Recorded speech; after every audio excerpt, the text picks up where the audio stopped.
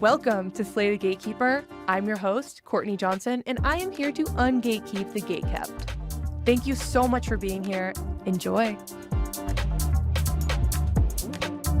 Hello, friends. Welcome back to another episode of Slay the Gatekeeper. I am your host, Courtney Johnson. I am so excited to be here today. I have a very, very special episode today because I am reading your questions. I posted a video saying that I wanted to give you guys free advice, free consulting if you send me a question. And you guys delivered. There's a fuck ton of questions, and I'm going to jump right into these. First question from my friend, Guy Thompson. Guy says, how do you decide which digital products or lead magnets to make first? This is such a good question.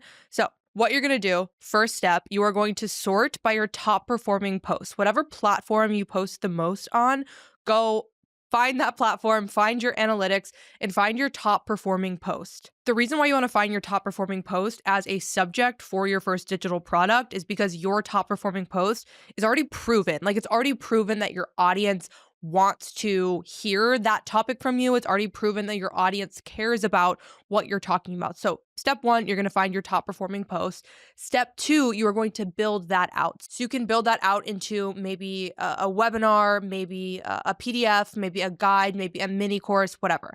I really recommend your first digital product to be free so you can start collecting email addresses. So make it something that's really, really small. For example, a checklist or a guide or journal prompts or something. Another great way to think about your first digital product is you can actually just host a free webinar or a free mastermind or even like a free consulting session.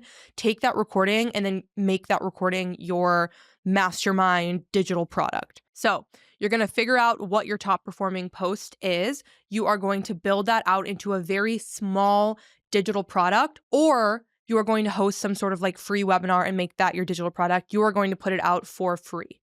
Then, while you're putting it out for free, people are downloading it for free, you're collecting email addresses. What you're going to do is set up another digital product, something that expands on product A, but goes deeper and goes more in depth. Next question is really spicy. Knives Monroe asks, how to make a living as a video creator and personal brand in the next 90 days? What are my exact steps? Honestly, 90 days is kind of short to make a complete living as a content creator. However, it is possible. I have seen it done. The first thing I would do is start posting every single day, and you need to post value-added content.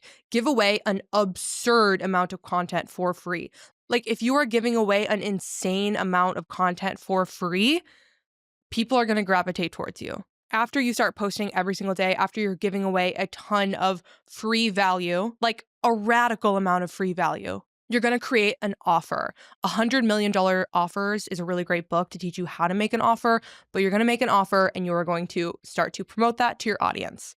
I would also recommend starting to reach out to brands as soon as you possibly can. Even if you only have like 500 followers, you can still start reaching out to brands. Start getting gifted collaborations. So brands are sending you something as a gift in exchange for you posting a story about it or a post about it. Do really, really, really well on those gifted collaborations, so much so that they want to start paying you. They want to start paying you to create content. Then you can get into UGC. So you're posting every single day. You're giving away a radical amount of value for free. You're doing gifted collaborations, and you're turning those gifted collaborations into paid collaborations and user-generated content. And you have an offer based on whatever your area of expertise is, and you're selling that offer to your audience on the reg.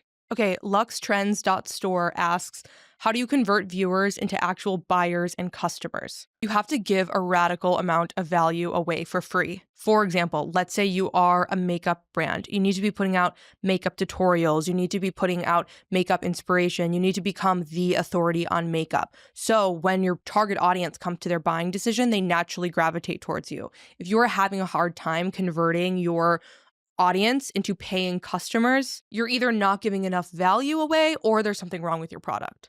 Next question from Brookie Cookie. I wrote a children's rhyming story, but I want to get it copyrighted first. Where do I begin? Also, how do I get published? I don't know shit about copyright. Find a lawyer. As far as how to get it published, I would recommend listening to my podcast episode with Ellen Polk. We talk about how to get your book published. Gula Bodesi asks how to start a podcast. Start with the minimum viable product. What is the minimum viable product for your podcast? Let's say you have a podcast about real estate. I would start off by just creating a social media video series about real estate where you're interviewing people with the same 3 questions and it's a 1-minute interview. Or maybe you're doing a Zoom interview and you're just sharing the Zoom link and that's the podcast, right? Like start extremely, extremely small and then iterate on that. So again, maybe you're starting with Instagram Reels 1-minute conversation. You're doing it via Zoom and you're asking them 3 questions and the quality is kind of shitty. The questions are kind of shitty and the editing is kind of shitty. V2, improve the quality. So maybe you're moving from Zoom to Riverside. V3, you're improving the quality of the questions. V4, you're changing it from maybe 1 minute to 10 minutes, right? And then you're going to iterate and iterate and iterate slowly and slowly and slowly until you get to a full podcast. Or you could just pay a producer like 10 grand and get it all set up for you. Normalizing the Basics asks how to make money when you're completely burned out from corporate. Okay, let's do a little exercise. You're going to ask yourself, what would I do if I had unlimited access, unlimited resources, unlimited money? I'm getting $1 billion every single day in my bank account. I have access to anything I want. Like I have unlimited access. What would I be doing with my life? What would you be doing? Maybe you're like, I would finally start to publish my art. I would finally write that book. I would travel around the world. Whatever your answer to that question is typically where your zone of genius lies and is typically where your purpose lies. So answer that question. Figure out what that thing is and start doing that thing on the side. Again, maybe it's painting. Maybe you're really passionate about painting. You want to start painting and you're burnt out from your corporate job. Start painting. Start painting on the side. You're going to see that that is like activating your creative spirit. You're so fucking excited and reinvigorated around painting. And then you will slowly start to make money from that. The Justin Neff asks, what's your main sources of income and which ones do you use social media for? My main sources of income, brand deals is about 1/3 of my business. I create content for mainly like B2B SaaS companies. Another big chunk of my business, maybe 50%, is my cohorts, my digital products, my courses, my coaching. So all of the resources that I'm providing around building your personal brand. The last 20% is honestly random things. I don't even know. I have an Airbnb, but that's more like breaking even vibes, paying for my mortgage. Last time I calculated, I think I had like 12 streams of income. So honestly, I should probably break all of those down. But yeah, main things comes from brand deals and the educational resources that I'm creating for others. Currently burnt the fuck out in my current field. I'm trying to direction into something totally different. Where would you recommend I start? Okay, what you're gonna do is you're gonna go on google.com. You're going to Google the one thing PDF, and then you're gonna see this like Farsi or Arabic or something script, and it says the one thing purpose worksheet. Click on that, do that purpose worksheet. Come back and thank me. Woo Child asks, I got an LLC, but do you know what other documents are needed to make a business legit? Example, an EIN. Yes, you do need an EIN. I would use Taylor Brands. Just go on Taylor Brands, type in what you need. It's going to give it all. It gives you like a little chat bot where you can get your EIN number and all the other legal things. Or you can also hire a lawyer, but that's a little spency. Biani E asks, as a college student, how would you restart your career from scratch today? Would you go to TikTok, Instagram, or LinkedIn first? How do we set ourselves apart from the crowd? Well, first off, I probably would not have gone to college. Fuck college, honestly. I mean, I learned some shit in college, but I didn't really fit in college. I didn't really like college that much. I was kind of a weirdo in college, to be honest. I probably would have skipped out on college and learned sales somehow, or I would have interned or apprenticed for a content creator, a course creator, some big figure. If you want to stand out from everybody else while you're in college, I would start with LinkedIn. Just start posting on LinkedIn 1 time per week. And if you make that a habit now, it's going to pay dividends down the road. There are 1 billion users on LinkedIn and less than 1% of those post 1 time per week. So if you can literally just start posting 1 time per week, you're going to be in the top 1% of the entire LinkedIn. Now imagine where that's going to take you as a college student. You are starting this from being a college student. That's insane. You are going to outperform all of your peers because you're already going to have a library of your expertise before you even get into the real work field. It's going to be insane. All right, this username I cannot pronounce. I'm so sorry. But they ask, I'm a certified coach. By the way, what the fuck is this coach certification? So many fucking people come to me being like, Courtney, I just got certified as a coach. Now what do I do? I'm like, why do you need a certificate? Whatever. Maybe you do need a certification. I don't know. I'm a coach. I've never been certified. I think a lot of those certifications are scams, but I'm open to being proven wrong. I just see a lot of people get certified to be a coach and then they don't do shit with it, or they think their certification is going to matter. Nobody gives a fuck about your credentials. Nobody gives a fuck about your certifications. What they care about is the results that you can bring them. Okay. So I got certified at this school. I got certified at this personal coaching. So no one gives a fuck. What can you do for them? What problem are you solving for them? That's the only thing that matters. Okay, continuing with this question. I just started integrating spirituality in tech. How do I monetize my business? I post on LinkedIn every day and I've started posting videos. Well, first of all, congratulations for starting to post on LinkedIn. Congratulations for starting to post videos. In my opinion, you don't even need to post on LinkedIn every day. Maybe like 4 times a week is a good number. I'm very excited that you're posting videos. But as far as how to monetize your business, pick a specific problem and then create an offer around that problem. For example, you're talking about integrating spirituality and tech. Maybe you are going to address burnout. You're going to address burnout for tech workers. And you're going to say, look, I know what it feels like to work in tech and you're super burnt out and you're lonely because you're working from home and you're not fulfilled. That's where you're going to step in as a coach. So you're going to create some sort of offering around solving that problem. What I want you to avoid is making an offer that's too broad. All right. If you're just making an offer that's like, I help people in tech, that is way too broad and people aren't going to buy it. People aren't going to care. You want to get a lot more specific. So I help remote tech workers decrease burnout, or I help people mindfully transition from the healthcare industry to the tech industry. Pick specifically what you're going to offer. Now, you might say, Courtney, I don't want to pigeonhole myself. And that's okay. It's okay. This is not an offer you have to stick with for the rest of your life forever. Just test it out. So the easiest way to do that is by adding a Calendly link to your LinkedIn profile featured section and making it a very clear call to action of booking a one-on-one with you or booking coaching with you. And again, make sure you're adding in the problem that you solve of integrating spirituality and tech. By the way, I think that's really cool what you do. I think we need more of that. C101 asks, how do you find which digital products are in demand? I have personally never looked or researched what digital products are in demand. I just create digital products by thinking about the problem that I want to solve. My whole mindset around creating digital products has been, I want to create things that I wish I would have had when I was going on a journey or I was trying to solve a problem for myself. So I look back at myself a year ago, 2 years ago, 5 years ago, and I'm like, shit, what do I wish that version of Courtney would have had? What would have helped her a lot? And then I go and create that thing. I encourage you to start to learn how to tune into your intuition. That's going to guide you a lot more than just like the data on what digital products perform the best. Because when we're not creating from the heart, when we're creating from what statistically it's telling us is like the next thing to do, you lose all passion. Your audience can sense that you don't have a passion. And I know it can sound woo-woo that I'm like, lead with your heart. Your heart's going to tell you. But I promise it fucking will. Where's this camera? It fucking will tell you. Jamie Cropley asks, how do I make $1 online in 2025, even if it takes me an entire year? There's so many ways you can make $1 online. Oh my gosh. And by the way, if you can make $1 online, you can make $10 online. And if you can make $10 online, you can make $100 online. And if you can make $100 online, you can make $10,000 online. Same shit, different scale. It is way fucking harder.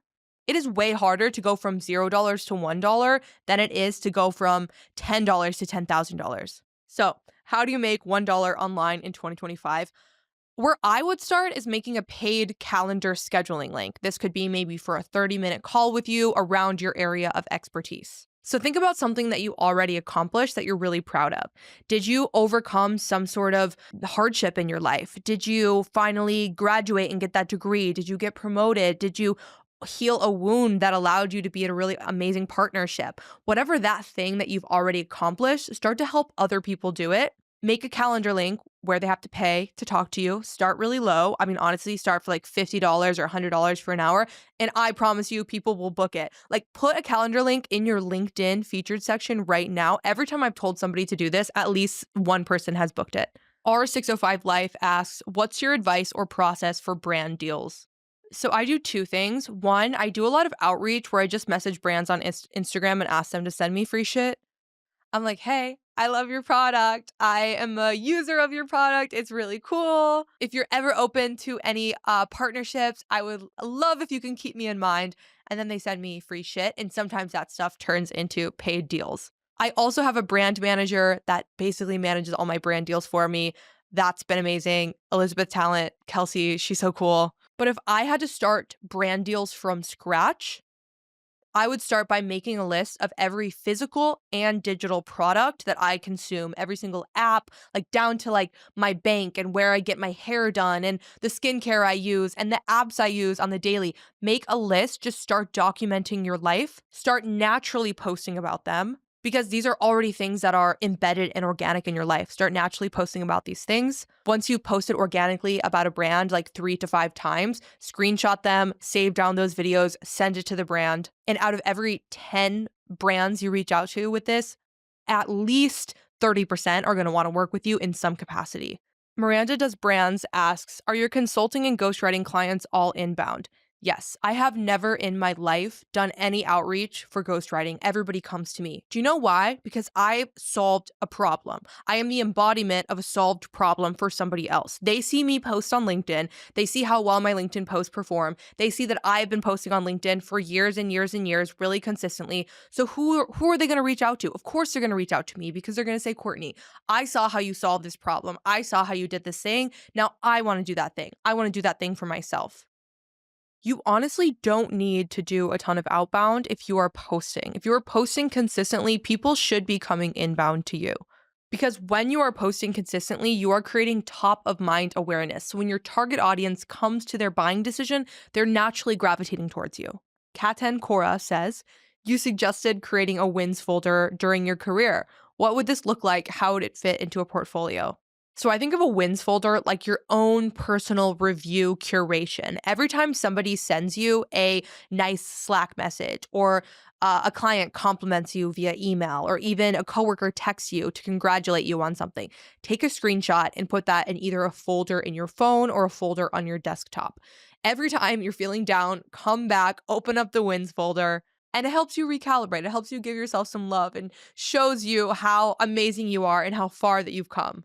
As far as how it integrates into your portfolio, a lot of them probably won't make sense in your portfolio, but there will be those key few compliments or reviews that I would just take the screenshot, put the screenshot in your portfolio. So it might be something like, oh my gosh, Sally, that graphic design brand kit you gave us was so incredible. Our whole team loves it, right? Like a client telling you something nice, you could throw that in your graphic design portfolio. I also really encourage you to start using LinkedIn reviews. It's really important to have like 5 to 10 LinkedIn reviews. So if you don't have them already, go ask your coworkers, go ask your friends, go ask your family. I don't fucking care who it is. Just go make sure you have some reviews on your LinkedIn. I am Antonio Lazo asks, how do you define brand deals? What type of content or deliverables are you producing? So there's 2 types of brand deals you can do. Actually, there's a lot of types, but there's 2 main types. One is user-generated content and one is like influencer work. So user-generated content is you're creating content that's going on their page, not on your page. You are acting as like an ad hoc social media manager to them. This is the easiest influencer work to get into. You don't have to have a following at all. You just have to know how to speak on camera, how to be on camera, how to post. Actually, that's not true because you don't even have to be in the videos if you're doing user-generated content work. The second type of brand deal, the one that I do the most, is I actually promote a product. And that could either be an Instagram story, a podcast ad, or a video or written post on social media. Normally, the process is the brand reaches out, my manager negotiates with them, she sends me an offer. If I agree to the offer, there's usually some sort of onboarding component where I learn a little bit about the brand or I try out the tool or the product. And then I usually draft a script, get the script approved. Once the script is approved, then I record it and then I bill them for money. Hassan G asks, is your social media strategy guide for all social media platforms or specific ones? I'm looking to grow my business LinkedIn, Instagram, and Facebook pages. So I do have different digital products focusing on specific platforms. However, content creation is a skill. Content creation is a skill that once you learn, it can be applied to literally any platform. I think it's such bullshit when course creators or content experts or marketing experts are like, I'm going to give you the exact prescription on how to be successful on this one platform. Yes, that might work for a little bit, but that's not actually teaching you how to create content in a way that's sustainable for you. My next question is from Spink, and it's about my Level Up on LinkedIn program. Spink asks, is this catered towards women or am I just under a false impression? My cohort is for everybody. I do say that I help women, like I help women build their personal brands, but I help everyone build their personal brand. The reason why I say I help women is because if I said I help everyone, I believe that would be too broad. And I want to help more women. Sorry, Ben. I love you and I will help you. I just want to help more women because like I'm a woman. Next question. How do I get over a negative money mindset? I still see money as something that is bad or evil. Girl, you got to know that money is neutral. Money is completely neutral in the same way a hammer is neutral. You can use a hammer for good. You can build a house with a hammer, and you could probably murder someone with a hammer. Money is the same thing. Money is just leverage. Money amplifies what already is there. If you are an asshole, money's going to make you even more of an asshole. But if you are a cool, giving, generous person, money will make you even more cool and generous and giving. Also, if you're still in this mindset of like, rich people suck, they're awful, but I want money, but I still think it sucks, and money is great, but it's also evil, and your brain is kind of going back and forth with these different competing stories, what I would recommend is start to find expanders, start to find people in your life that you know, or even people online that are using their money really ethically and that are making really good, big, amazing changes in the world. Because if you don't have an example of it, your mind is still going to continue those stories of telling you it's evil and it's bad. Next question, Julia wins again, asks, do you have any advice for people that are on their content creator journey with ADHD? Two pieces of advice here. One, you have to surround yourself with other people that are on the same journey. If it's just you in isolation, it's going to be really, really fucking hard. Find content creator meetup groups. Go to places where other content creators are, like a podcast studio or a content studio or content networking events, maybe brand pop-ups. Like you got to go and meet other content creators. You have to have people in your life that are doing the same thing as you, that are on the same path as you. The other advice I would recommend is co-working. Co-working has helped me so much. Body doubling has helped me so much. I really like the tool Flown. It's great for co-working. I also have my own content creator specific co-working club. Would love to see you there. But you need to create that support. You need to have those people around you that are mirroring what you're doing.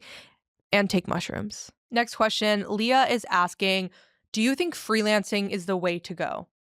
I think freelancing is a good bridge between corporate world and being on your own. I personally don't think that freelancing is sustainable forever. It's not very scalable. However, it's really, really good to start. It's a really good place to start to gain your autonomy, to start to gain your own sovereignty. Freelancing is great to go deeper into your skills and also gain confidence around starting a business. The really, really successful people that I see that have gone from corporate world to a ton of success usually have freelance as a necessary step in their path, but not as the end of their path. I love this question. Okay, Jay Cossey asks, I need a transformational experience right now. Any recommendations? I'm in Austin. Honestly, okay, I can't on my podcast, I can't do this on public. I can't give you my people. But what I would do if you were looking for a transformational experience, because publicly I cannot promote DURGS, go to a breathwork class, go do a breathwork workshop. You'll get plugged in with the right people. Breathwork in itself is a crazy transformational experience. Trust me. Breathwork is so fucking powerful. Literally craziest experiences of my life have been like psilocybin, DMT, to be magnetic, and breathwork. Fit Food Wise asks, how do you think blogging will do in 2025? I don't know if traditional blogging will ever come back. I kind of wish it would. However, I do think that Substack is going to be even more impactful in 2025. Substack notes have a lot of virality right now. If you're looking for a newsletter platform, I would definitely recommend Substack. I'm not personally on it. I think it's more for like creatives, but also tech founders. I'm seeing a lot of tech founders have a ton of success on Substack. I don't use it because I find a lot of value in converting people through sequences. Substack doesn't have that feature, but Substack is kind of like the new OG blogging. Sarah Contino asks, can you talk more about the private IG theory? Thank you. Yes. Oh my gosh. I have a prediction for 2025 that brands are going to be sponsoring private Instagram stories. There is an inherent trust in private Instagram stories, and there's an exclusivity, and brands have yet to exploit that.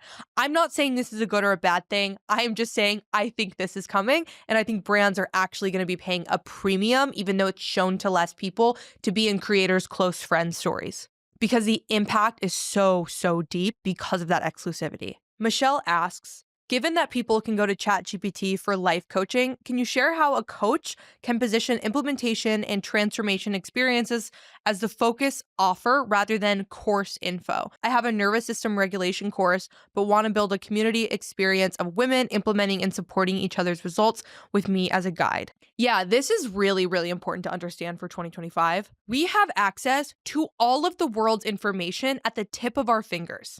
Nobody needs to buy your course. They can find that information from AI. So you have to have a differentiator. My recommendation for a differentiator is entertainment, community, and implementation. So entertainment, you have to be entertaining and funny and interesting when you're on your courses, when you're teaching. You have to be teaching in a very interesting way. That is something that you have that AI doesn't have yet. Second, you need implementation. So you have this course. Don't just give the course away and go away. Have some sort of accountability group, have a co-working group, have support coaches that help with implementation. You need to have some sort of implementation component because that is also something that AI can't do that you can do. And lastly, community and human connection. Can you bring your course alumni in person together? Can you connect people? Can you have some sort of intentional networking that's attached to this course? Those things are going to set you apart, and those things are why people are going to buy your course rather than just going to ChatGPT to find the same information. Infernex says, I have yet to have someone convince me that posting on social media isn't just a huge waste of time for business. Probably because your social media sucks, dude. Alter Ego asks, how do I deal with the trolls? I get a lot of mean and negative comments. You have trolls? That's fucking amazing. Trolls are a huge honor. It is a huge honor to have trolls. My God, anyone that's relevant in the world has trolls. Look at the most influential people in our entire world. Half of the world hates them and half the world loves them. If you want influence, you are going to have trolls. There is no way around it. Every time you get a mean comment, every time somebody says something rude to you, every time you have a troll in your comment section, say thank you for it. Trolls are amazing. Trolls are like little engagement fairies that sprinkle magical algorithm dust on your post. I fucking love trolls, and you should too. Anytime my clients are like, oh my God, Courtney, I got my first troll, I'm like, congratulations. I am so proud of you. Hell yes, first troll, and hopefully more to come. Because my friends, if you ain't getting trolls, you ain't relevant. Okay, last question is from Catherine Annabelle. Catherine asks, can you give some advice for somebody who has a career gap of about 10 months? Girl, you either say you were freelancing or you say you had to sign an NDA. Don't tell them you took 10 months off. Lie! Okay, maybe I have time for a few more questions. Avery asks, what do you think about the 4-hour work week? I like it. I like the book. It was really helpful for me. 4-hour work week was my first step on my journey of delegation. Delegation is really fucking hard and a really hard skill that I had to learn, but man, y'all start delegating. You need put $100 this month aside to start practicing how to delegate. Get your house cleaned, get your car cleaned by somebody else, hire somebody on Upwork to finally organize those files. You will not be successful unless you learn to delegate. Period. There are absolutely no exceptions. You have to delegate. Delegation is not something you're good or bad at. It is a skill that you have to practice and that you have to learn. But I don't have enough money to delegate. Yes, you do. Yes, you do. Okay? You do. Period. You can invest $50 a month into delegating. And if you can't, you got bigger issues. Okay, guys, I found my money transparency video, so I'm breaking down my income streams. Airbnb, $6,000 to $10,000 a month. That's one. Rental apartment, $0 to $2,000 a month. That's two. Digital products, $250 to $1,500 a month. Brand deals, $5,000 to $15,000 a month. Affiliate marketing, $10 to $100 a month. Ghostwriting, $1,000 to $3,000 a month.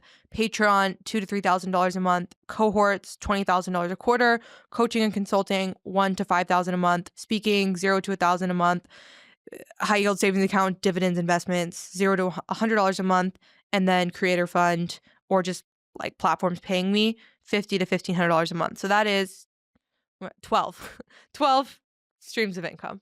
Okay, let's call that a wrap. Thank you. I love you guys. I'm so thankful you're here. XOXOXO. See you in the next episode. Okay, y'all, if you liked this episode, you would love my Patreon, okay? You get exclusive access to me, exclusive content, tons of other resources, and a lot of juicy shit, okay? So I hope to see you on my Patreon.